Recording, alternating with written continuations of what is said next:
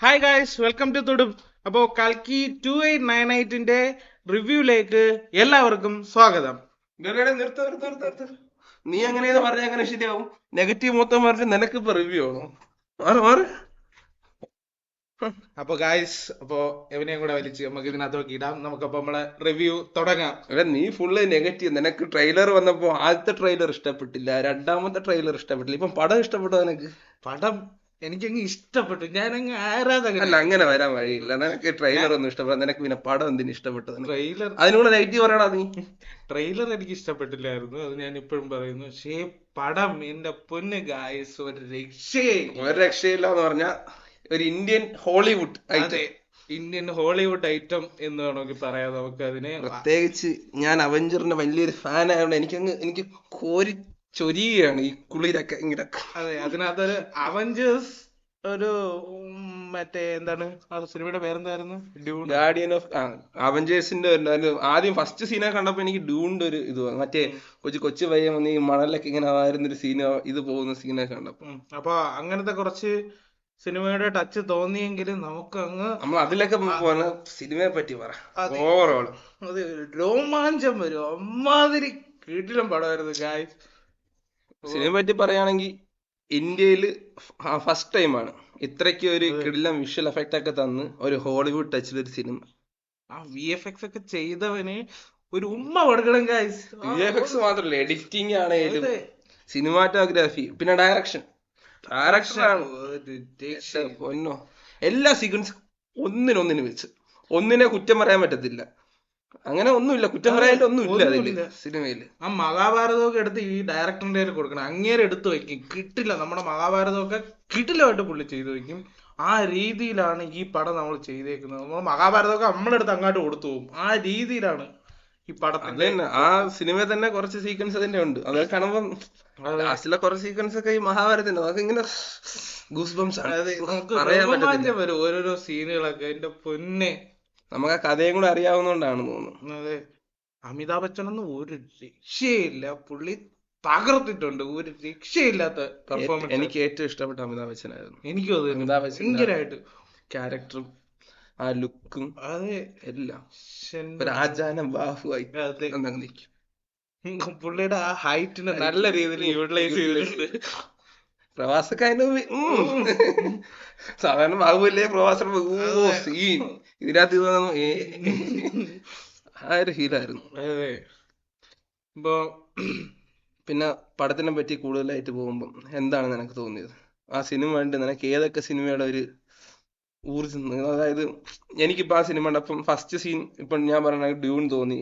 പിന്നെ ആ ചെല്ലുമ്പോ ഒരു സ്ഥലം, നമ്മള് പറയുന്നത് സ്പോയിലറായി പോകുന്ന അറിയത്തില്ല, സ്പോയിലർ അല്ല, ജസ്റ്റ് കാശി എന്ന് പറയാൻ തുടങ്ങും. നമ്മളെ തന്നെ ഇന്ത്യയിൽ തന്നെയുള്ള കാശി, ആ സ്ഥലം കാണിക്കുന്നത് ഫുള്ള് ഒരു വേറിട്ടൊരു ഗാലക്സിയിലൊരു സ്ഥലം. നമ്മളിപ്പോ ഗാർഡിയൻ ഓഫ് ഗാലക്സിയിൽ ഒരു ഗാലക്സി കാണിക്കുമ്പോ എങ്ങനെ ആ സെയിം എഫക്റ്റില് അവരെല്ലാം ചെയ്തു വെച്ചിട്ടുണ്ട്. ഫസ്റ്റ് കാണിക്കുന്ന കാശി, അത് കാണുമ്പോൾ തന്നെ എന്റെ മനസ്സിൽ അയ്യോ ഇത് ഗാർഡിയൻ ഓഫ് ഗാലക്സി ആണോ? അതേപോലെ ഒന്നാണ് ഏറ്റവും ലാസ്റ്റ് സീനില് വകാണ്ട.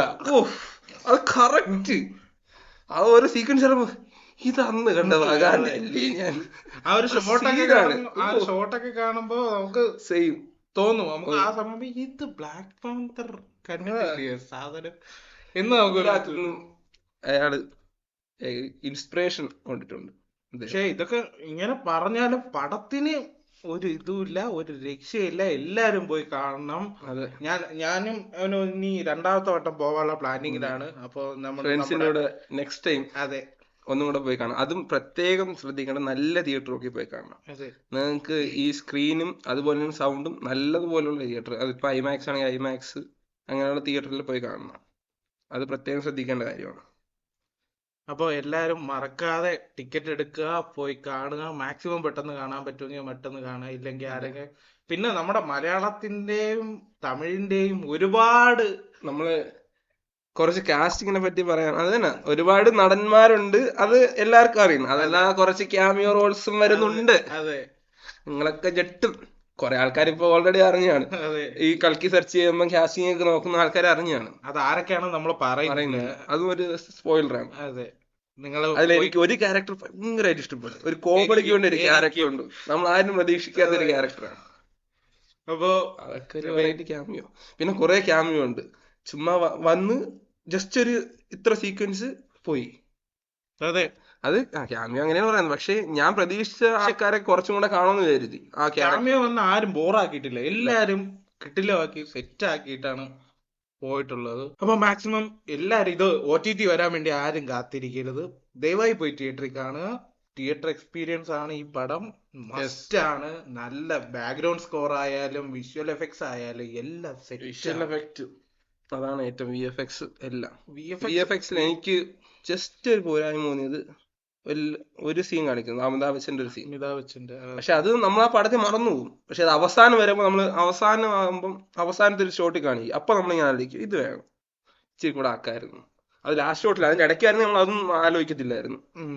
അത് ക്ലൈമാക്സിലായതുകൊണ്ട് നമ്മളിങ്ങനെ ആലോചിക്കുന്നു മാത്രമേ ഉള്ളൂ. പിന്നെ അമിതാഭ് ബച്ചന്റെ ചെറുപ്പം അതാണ് ലാസ്റ്റ് സീനിലും കാണിക്കുമല്ലോ. ഓക്കെ, അയ്യോ അതൊക്കെ സ്പോയിലർ ആണെന്ന് തോന്നുന്നു. പക്ഷെ അല്ല അത് അതൊന്നും സ്പോയിലർ അല്ല, അതൊക്കെ നിങ്ങൾക്ക് പടം കാണുമ്പോൾ മനസ്സിലാവും. അതെ.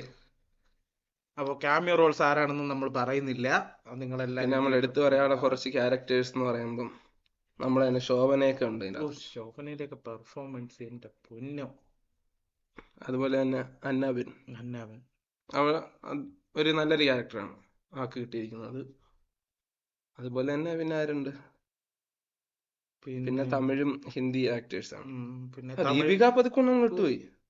ദീപിക പതുക്കോൺ മറ്റേ നടനുണ്ടല്ലോ, മറ്റേ നമ്മുടെ പശുപതി, പുള്ളി അന്യായമാണ്, കിട്ടില്ലമാണ്. അയാളുടെ നൈസ് ഒരു ഇതായിരുന്നു. ഒരു പകുതി എത്തുമ്പം ആ ഒരു ക്യാരക്ടർ വന്നു, അവസാനം ഓൾമോസ്റ്റ് ലാസ്റ്റ് വരെ ആ ഒരു ക്യാരക്ടർ ഉണ്ടായിരുന്നു, നല്ലപോലെ ചെയ്തു അദ്ദേഹം. അതുപോലെ കമലഹാസന്റെ ചെറിയ ചെറിയൊരു ഗൂസ്ബംസ് ഒക്കെ വരും, അത് നിങ്ങൾ തന്നെ കണ്ടറിയണം. നൈസ് ഷോട്ടാണ്. അങ്ങനെ ഒരുപാടുണ്ട്, എടുത്തു പറയാണെങ്കിൽ ഒരുപാട് ഷോട്ട് പറയാനുണ്ട്. ഇതിന്റെ സെക്കൻഡ് പാർട്ടുള്ള പടമാണിത്. സെക്കൻഡ് പാർട്ട് ഒരു ലാസ്റ്റ് എഴുതി കാണിക്കുന്നുണ്ട്, കൽക്കി യൂണിവേഴ്സ് എന്ന് പറഞ്ഞു.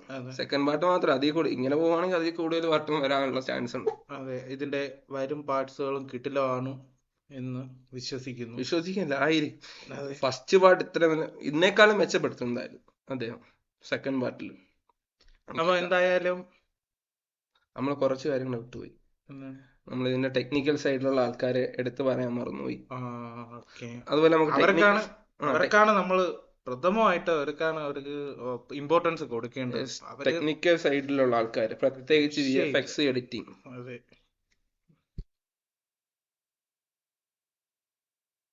ഡയറക്ടർ നാഗേഷ്, അദ്ദേഹത്തെ പറ്റി പറയണ്ട. അദ്ദേഹം ഇനി ഹിറ്റുകളുടെ ഒരു നിര തന്നെ വിൽക്കാൻ കൊണ്ടുവരുന്നു. അത് ഇതിനകം തീം തന്നെ ആയിരിക്കും. എഡിറ്റിംഗ് ചെയ്തേക്കുന്നത് കോട്ടഗിരി വെങ്കടേശ്വര റാവു. പുള്ളിയുടെ പേരിന്റെ മാസ് കണക്ക് തന്നെ പുള്ളിയുടെ എഡിറ്റിംഗും മാസായിരുന്നു. അതെ, അതുപോലെ എടുത്തു പറയാനുള്ളതാണ് നമ്മുടെ VFX, വിഷ്വൽ എഫക്ട്. VFX ഒരുപാട് പേര് ക്രൂ ഉണ്ട് അതിനകത്ത്. ഒരുപാട് പേര്, ഏകദേശം അലക്സ് അൽഫോൺസ്, ഒരുപാട് ആൾക്കാരുണ്ട്. 120ഓളം പേര് ക്രൂവിലുണ്ടെന്നാണ് ഇതിനകത്ത്. അതുപോലെ തന്നെ എടുത്തു പറയാനുള്ളത് സിനിമാറ്റോഗ്രാഫി. അതിലെടുത്താണ് സിനിമാറ്റോഗ്രാഫി. അയ്യോ ഇതെന്തേര്, ജോർജ് സ്റ്റോജിൽകോവിക്. എന്തായാലും അദ്ദേഹം ഇന്ത്യക്കാരനല്ല. I think he's from Russia. എവിടെ നിന്നാണ് തോന്നുന്നു. അതായത് ഇന്ത്യക്കാരനല്ലാന്ന് തോന്നുന്നു പേരെ കണ്ടിട്ട്. എന്തായാലും സിനിമാറ്റോഗ്രാഫിയും രക്ഷയില്ല. ചുരുക്കം പറഞ്ഞു കഴിഞ്ഞാൽ പടം ഒരു രക്ഷയില്ല. എനിക്ക് ട്രെയിലർ ഇഷ്ടപ്പെട്ടില്ല എന്നാണ് ഞാൻ പറഞ്ഞു. അതെ, നമ്മൾ ട്രെയിലറിൽ പറയാം നമ്മൾ ഇതിന്റെ അകത്ത് ഇന്ത്യൻ മിത്തോളജിയും ഇതും കൂടെ എങ്ങനെ മിക്സ് ചെയ്യുന്നു. പക്ഷെ രണ്ടും കൂടെ ഒരുമിച്ച് കൊണ്ടുവന്ന ഒരു വെറൈറ്റി സാധനമാണ്. ഒരു ഗൂസ് ബംസ് വരുന്ന മിക്സ് ആയി പോയ സാധനം. ഞാൻ വിചാരിച്ചില്ല ഇന്ത്യൻ ഈ മിത്തോളജി എങ്ങനെ ഇതിനകത്ത് കണക്ട് ചെയ്യുമെന്ന്. പക്ഷെ അത് കണക്ട് ചെയ്തേക്കുന്ന വിധമൊക്കെ ഡയറക്ടർ സീനാണ് കേട്ടോ. നാഗേഷ് മഹാഭാരതമൊക്കെ എടുത്ത് കൈ കൊറേ, എനിക്ക് ഇപ്പോഴും അതേ പറയാനുള്ളൂ. മഹാഭാരതമൊക്കെ എടുത്ത് കൈ കൊടു. അയാളുടെ തല ഒരു രക്ഷയില്ല. കഴിവ് സീൻ കഴിവ് തന്നെ. രക്ഷയില്ലാത്ത പടം. അപ്പൊ എല്ലാരും തിയേറ്ററിൽ പോയി കാണുക. തിയേറ്റർ എക്സ്പീരിയൻസ് ആണ്. Must watch. അതിലപ്പോ ഒന്നും രണ്ടും വട്ടം നിങ്ങൾ പോയി കാണും. അതെ, അതുകൊണ്ട് ഒരിക്കലും കാണാതിരിക്കരുത് തിയേറ്ററിൽ പോയി. എല്ലാവരും മസ്റ്റ് വാച്ച് ആയിട്ടും തിയേറ്ററിൽ തന്നെ പോയി കാണേണ്ടതാണ്. ഞങ്ങൾക്ക് ഒരുപാട് എന്ന് പറഞ്ഞാൽ ഇനിയും നെക്സ്റ്റ് ടൈം ഈ അടുത്ത ദിവസം തന്നെ വീണ്ടും പോയി കാണാൻ നമ്മൾ പ്ലാൻ ചെയ്യുന്നുണ്ട്. അതുപോലെ നിങ്ങളും പോയി കണ്ട് സപ്പോർട്ട്. നല്ലൊരു സിനിമയാണ്. ഇന്ത്യൻ സിനിമയിൽ ഇങ്ങനെ ഒരു സിനിമ വരുമ്പോൾ നിങ്ങൾ എല്ലാവരും സപ്പോർട്ട് ചെയ്യേണ്ടതാണ്. കാരണം ഇത് ഹോളിവുഡ് ടച്ചിൽ കിടിലം ഒരു രക്ഷയില്ലാത്ത പടമാണ്. അപ്പൊ എല്ലാവരും സപ്പോർട്ട് ചെയ്യുക. Okay okay. അപ്പൊ എല്ലാരും തിയേറ്ററിൽ പോയി കാണുക. ഇത് തന്നെയാണ് എനിക്കും പറയാനുള്ളത്. ഓക്കെ. അപ്പൊ അടുത്ത നമ്മളെ തിയേറ്റർ എന്നാണെന്ന് നമ്മളൊന്ന് പ്ലാൻ ചെയ്യട്ടെ. അപ്പൊ അതുവരെയും ഓക്കെ, ബൈ.